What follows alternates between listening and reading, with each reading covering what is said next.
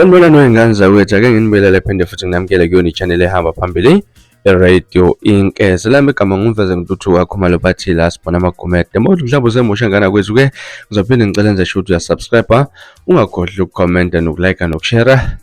Okuyikhona okukhulu kunakho konke. Wengane zakwethu umculo amaskandi umafika izolo udede abaningi esithi cover ayikhiphile ecwecwe lakhe lizophuma kuona lo nyaka okanye kuyona lezi nsuku nje kungekudala. Ngane zakwethu icwecwe likhiphe umafika izolo lithi yoncengwa unyoko ke laphana ngane zakwethu labonakala khona ephethe isithembe sepheya elaphana ke kuzokhumbuleka ukuthi lepheya igama abizwa ngalo lela anikwa insizwa laphana emdletsheni umthandeni igcokamele isho umfoka amanqele ke lambiza khona ngegana ndoda ke laphana ngana kwethu kuzokhumbuleka ukuthi lensizwa umthandeni inaka ukukhipha amagama amaningi iqhambe laphana abaculi ibakamaskandi baningi kakhulu impela esethe ukubanameka amagama laphana. Singabala bonke othibela ababiza ngentibane baningi kakhulu engane zakwethu nanokuthi igama afika ambiza ngalo umuntu laphana liyathandeka ke laphana ngane zakwethu. Iyaphuma isidika amafika izolo